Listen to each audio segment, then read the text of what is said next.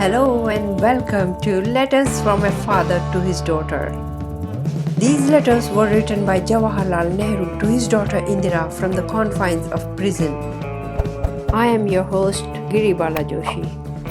In the previous letter, we learned how language, writing and numerals developed.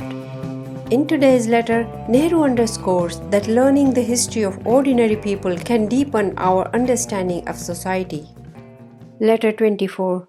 Different classes of people, boys and girls, and even grown-ups, are often taught history in a peculiar way. They learn the names of kings and others, and dates of battles and the like. But surely history does not consist of battles and a few persons who became kings and generals. History should tell us of the people of a country, how they lived, what they did, and what they thought. It should tell us of their joys and sorrows, of their difficulties, and how they overcame them. And if we study history in this way, we can learn a lot from it. If we have to face the same kind of difficulty or trouble, our reading of history may help us to get over it. Especially our study of past times will help us in finding out if people have been getting better and better or worse, if there has been progress or not. Of course, one must try to learn something from the lives of great men and women of past times, but we must also try to learn what the condition of various kinds of people in olden days was. I have written to you many letters. This is the 24th of the series, but so far we have only discussed very old times about which we do not know much. We can hardly call this history. We may, if we like, call it the beginning of history or the dawn of history. Soon we shall consider the later periods about which we know more, and which may be called the historical times. But before we leave the early civilizations, let us have another peep into them and see what different kinds of people lived in those days.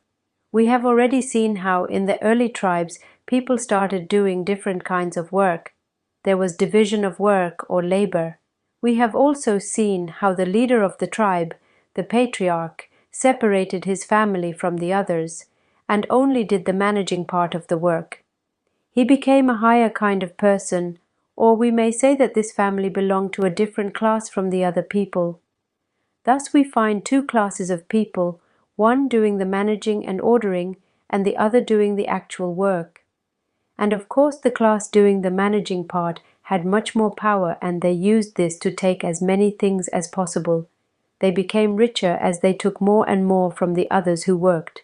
And so, as division of work went on, several classes arose. There was the king and his family and people of his court.